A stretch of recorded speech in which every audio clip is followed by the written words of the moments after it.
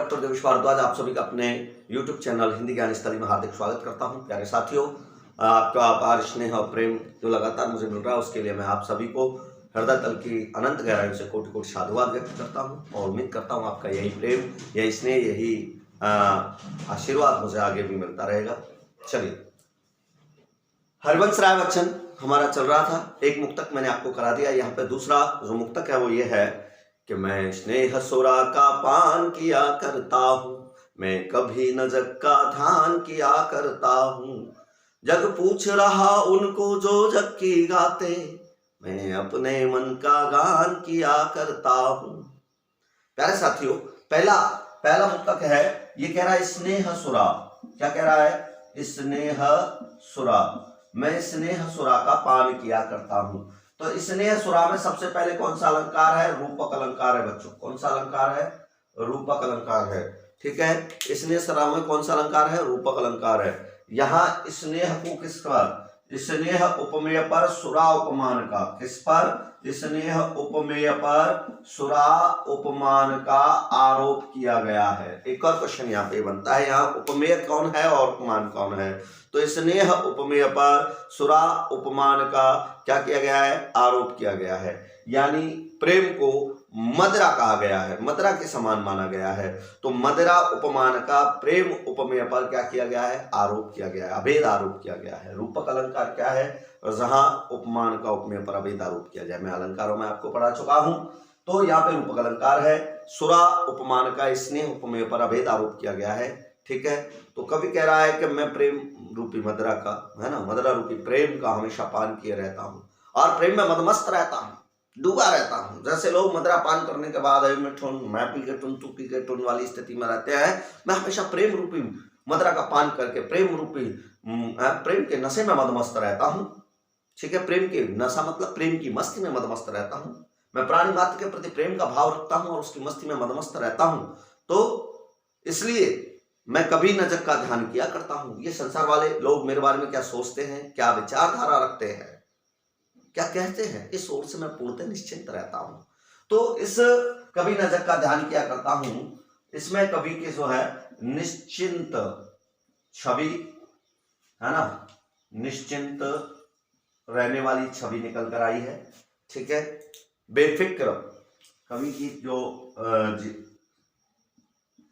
चरित्र की जो विशेषता है वो बेफिक्री यहाँ पर निकल के आई है। मस्त मौला पहली में कैसी आई है? मस्त मौला, मस्त मौला। देखिए, उसके जीवन चरित्र से रिलेटेड क्वेश्चन यहाँ पे बनता है। तो कौन कौन सी छवि यहाँ पे आपको देखने को मिलती है? तो मस्त मौला है, बेफिक्री है, मस्त रहता हूँ और संसार मेरे बारे में क्या सोचता है उस ओर से पूर्णतः निश्चिंत रहता हूँ, बेफिक्र रहता हूँ, बेफिक्री है ना। और फिर उसने संसार की आदत भी बताई है। यही पे देखिए कि जग पूछ रहा उनको जो जग की गाते। तीसरी लाइन में कवि ने कहा जब पूछ रहा उनको जो जग की गाते। तो तीसरी लाइन में यहाँ पे प्रश्न बनता है कि यहाँ से संसार की कौन सी विशेषता परिलक्षित होती है? तो संसार की जो विशेषता, चारित्रिक विशेषता परिलक्षित होती है, संसार मतलब संसार के लोगों की जो विशेषता परिलक्षित होती है वो ये है, कौन सी? चापलूसी वाली। कौन सी वाली? चापलूसी वाली। ठीक है, खुशामद पसंद नीति, खुशामद पसंद।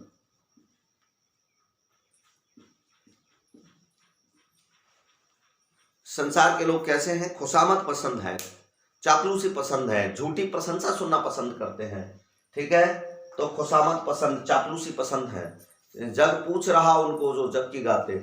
इस संसार के लोग केवल उन्हीं को महत्व प्रदान करते हैं, उनको मान सम्मान पद प्रतिष्ठा प्रदान करते हैं जो उसकी झूठी प्रशंसा करते रहते हैं, जो उसकी खुशामद करते रहते हैं। लेकिन कवि कैसा है? कवि ऐसा नहीं है। कवि कह रहा है मैं अपने मन का गान किया करता हूं। मैं क्या करता हूं? मैं अपने मन का गान किया करता हूं। तो कवि कैसा है? मन मर्जियां। कवि कैसा है? मन मर्जियां, यानी उसके, है ना, निडर है। कैसा है? निडर है। और निडर डरता नहीं है किसी से, किसी की चापलूसी नहीं करता, किसी पे मस्त अब बेफिक्र रहता है, निडर है ना।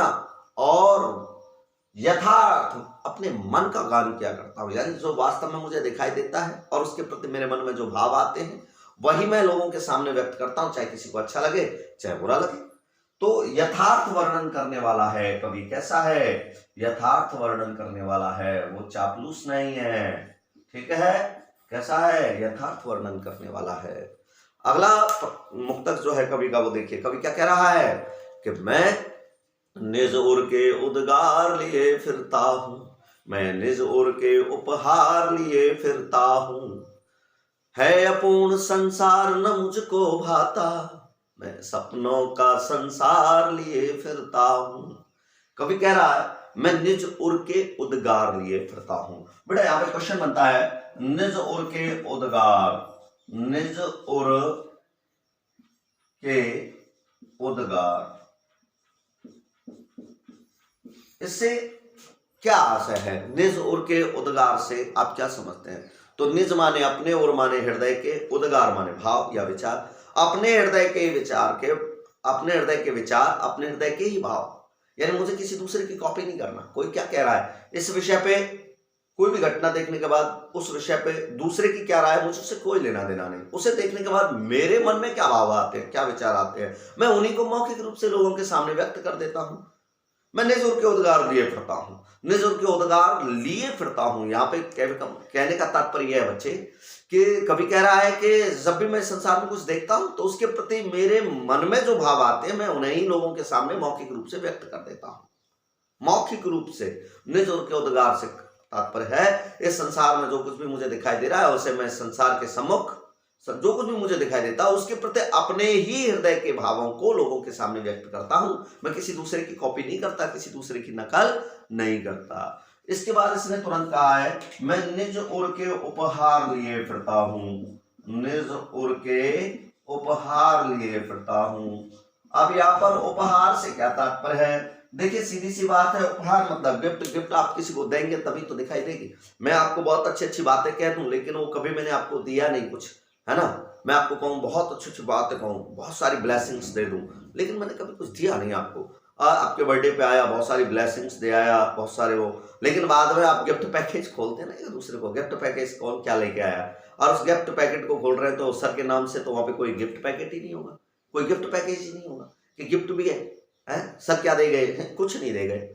लेकिन वहीं पर मैं इन्हीं ब्लेसिंग्स को अगर आपको लिख दूं किसी जगह पर, लिखकर एक कविता के रूप में, एक कहानी के रूप में, या केवल वैसे ही एक ग्रीटिंग्स के रूप में किसी कागज पर लिख दूं, मेरे पास पैसा नहीं, मैं नहीं ला सकता, तो एक कागज को उतार के और उनको फोल्ड करके बाकायदा एक लेटर के रूप में आपको दे दूं, तो भी गिफ्ट के रूप में सर क्या दे गए? बोले ये गिफ्ट दे गए, आपके पास दिखाने के लिए होगा। मैं जब मैं अपने हृदय के उन्हीं भावों को लिखकर लिखित रूप में, रचना के रूप में आपको भेंट करता हूं, तो वो क्या कहलाएंगे? निज उर के उपहार कहलाएंगे। समझ में आया? तो निज उर के उपहार से कवि का क्या आशय है? कवि कह रहा है अपने हृदय की इन्हीं भावनाओं को जब मैंने विभिन्न रचनाओं के रूप में, किसके रूप में? रचनाओं के रूप में, संकलन के, है ना, कृतियों के रूप में संकलित कर, रचनाओं के रूप में, है ना, कृतियों के रूप में संकलित कर इस संसार को भेंट स्वरूप प्रदान कर दिया है। मैंने जो कुछ भी संसार में देखा उसके प्रति मैंने अपने हृदय के भावों को ही व्यक्त किया, और उन्हीं हृदय के भावों की मौखिक अभिव्यक्ति को जब मैंने लिखित रूप में, रचना के रूप में संकलित कर इस संसार को भेंट स्वरूप प्रदान कर दिया। ठीक है? तो निज उर के उपहार से क्या है? रचनाओं के रूप में, कृतियों के रूप में संसार को मैंने भेंट स्वरूप प्रदान किया है। ठीक है? और क्या कह रहा है कवि? कवि को ये संसार क्यों पसंद नहीं है? अगला प्रश्न बनता है बच्चों, कवि को ये संसार पसंद क्यों नहीं है? क्योंकि ये संसार कैसा है? अपूर्ण है। कैसा है? अपूर्ण है, अधूरा है। कवि को ये संसार इसलिए पसंद नहीं है क्योंकि ये संसार अधूरा है, अपूर्ण है। कवि कहता है अपूर्ण संसार न मुझको भाता। ये संसार तो अधूरा है, अपूर्ण है, कभी पूरा हो ही नहीं सकता, इसलिए मुझे बिल्कुल पसंद नहीं है। भाई अपूर्ण क्यों है? क्योंकि इसमें रोग है, शोक है, मृत्यु है।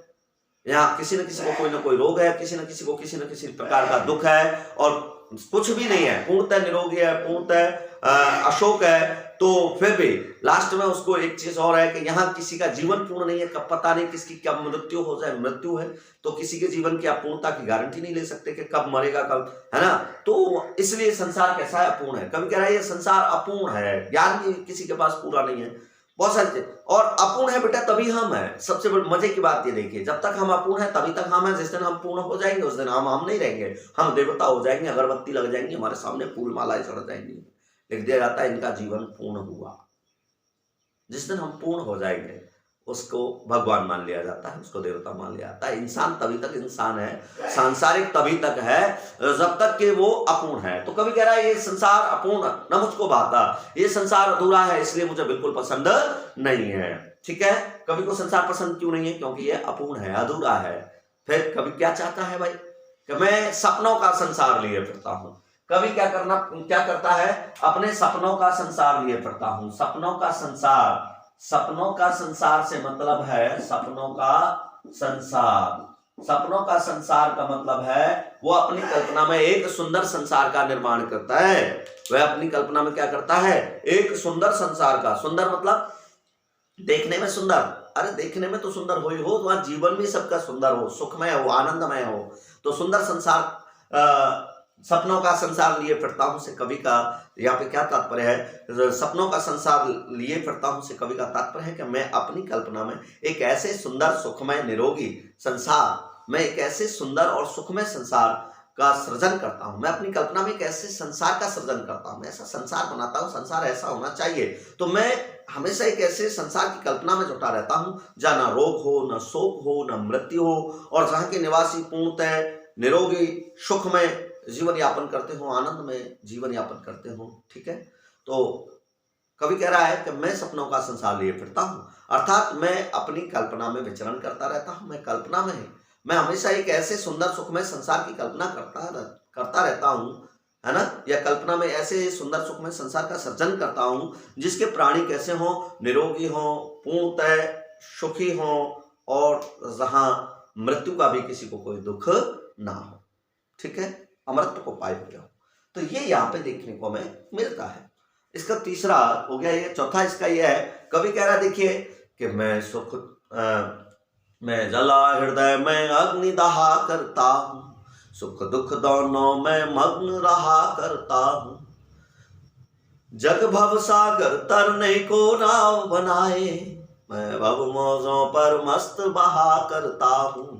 कवि कह रहा है कि मैं सुख दुख है, मैं जला हृदय में अग्नि दहा करता हूं। अब बेटा यहाँ पे एक प्रश्न बनता है कि हृदय में मैं जला हृदय में अग्नि दहा करता हूं, अग्नि का आशय स्पष्ट कीजिए। अग्नि का आशय स्पष्ट कीजिए। यहाँ कवि का अग्नि से क्या आशय है? मैं जला हृदय में अग्नि दहा करता हूं, तो यहाँ अग्नि से क्या आशय है? तो यहाँ जो अग्नि है ये उनके प्रियतमा की विरह की अग्नि है। कौन सी अग्नि है? विरह की अग्नि है। ठीक है, विरह का संताप है। विरह का संताप, संताप को हम दुख भी कहते हैं। ठीक है बच्चों, जब उनकी प्रियतमा की मृत्यु हो गई है, पत्नी की मृत्यु हो गई है, तो उसके विरह की अग्नि में निरंतर झुलसते रहते हैं। वो कह रहे हैं मैं जला हृदय में अग्नि दहा करता हूं, अर्थात मेरा हृदय जो है अपनी प्रियतमा की विरह की वेदना से निरंतर संतप्त रहता है। मेरा हृदय मेरी प्रियतमा पत्नी के वियोग में निरंतर तड़पता रहता है, परेशान रहता है, दुखी रहता है। लेकिन फिर भी देखो अपनी तो आदत क्या है। कवि के व्यक्तित्व का एक और यहाँ पे चरित्र का एक और पहलू यहाँ पर हमें देखने को मिलता है कि सुख दुख दोनों में मग्न रहा करता हूं। सुख और दुख दोनों को, सुख और दुख दोनों को समभाव से स्वीकार करता है। किस भाव से? समान भाव से, समान भाव से स्वीकार करता है।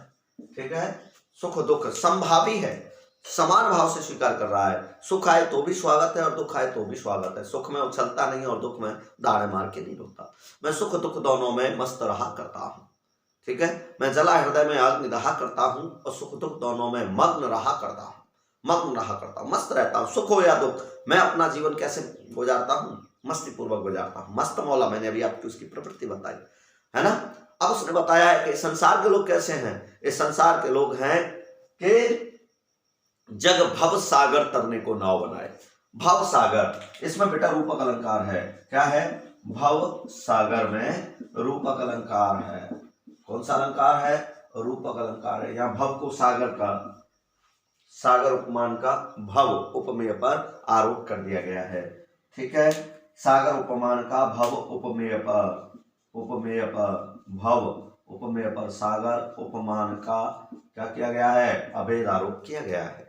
ठीक है, तो वो कह रहा है कि सागर उपमान का भव उपमेय पर अभेद आरोप किया गया है कि मैं भव सागर है ना, जग भव सागर तरने को नाव बनाए। इस संसार के लोग भव रूपी सागर को, है ना, सागर रूपी भव को तरने के लिए, तैर कर पार जाने के लिए क्या करते हैं, नाव बनाते हैं। जैसे सागर में बिना कष्ट के हम सागर को पार कर जाए। अगर तैर के जाएंगे तो बेटा टेंशन हो जाएगी, परेशानी हो जाएगी, बहुत परेशान हो जाएंगे, कैसे पार करेंगे, थक जाएंगे। सागर कोई छोटी मोटी जगह है, तैरते तैरते परेशान हो जाएंगे। तो इन परेशानी और कोई लहर आ जाए, कोई बात, तो उनसे बचने के लिए हम क्या करते हैं बच्चों, उन परेशानियों से, उन कष्टों से बचने के लिए हम नाव का सहारा लेते हैं, जिससे सुगमता से समुद्र के उस पार जा सकें। तो बस यही यहाँ पे बताया है। कवि कह रहा है कि मैं भवसागर तरने को, जग भवसागर तरने को नाव बनाए। इस संसार के लोग संसार में आने वाली पीड़ाओं से, कष्टों से, बाधाओं से बचने के लिए उपाय रूपी नाव का, उपाय रूपी नाव का, सांगरूपक है, उपाय रूपी नाव का सहारा लेते हैं। ठीक है, संसार रूपी सागर में उत्पन्न होने वाले विभिन्न दुख, कष्ट, बाधा रूपी लहरों से बचने के लिए उपाय रूपी नाव का सहारा लेते हैं। जबकि मैं ऐसा नहीं, मैं ऐसा नहीं हूं। मैं भव मौजों पर मस्त बहा करता हूं। कवि कह रहा है लेकिन मैं भव मौजों पर मस्त बहा करता हूं, या भव मौज है। वो कह रहा है कि मैं तो संसार सागर में उठने वाली मौज माने लहर, या मौज का तात्पर्य क्या है, लहर है बच्चों। मौज का तात्पर्य क्या है, लहर है। यहां भी रूपक अलंकार है ना, सॉरी। तो भव मौज यानी संसार रूपी सागर में उठने वाली मौजों पर, लहरों पर ही मस्त बहा करता हूं। यानी कवि कह रहा है इस संसार के लोग तो संसार सागर में उत्पन्न होने वाली दुख, कष्ट, बाधा रूपी लहरों से बचने के लिए सुगमता पूर्वक इस संसार रूपी सागर को पार कर जाने के लिए विभिन्न उपाय रूपी नावों का सहारा लेते हैं। लेकिन मैं ऐसा नहीं हूं। मैं संसार सागर में रहते हुए उसमें आने वाली प्रत्येक सुख और दुख रूपी बाधा, सुख दुख रूपी है, सुख दुख और बाधा रूपी लहरों के साथ ही मस्ती पूर्वक जीवन यापन करता हूं। सुख दुख है ना, भव मौजों पर मस्त बहा करता हूं। मैं ऐसा नहीं हूं।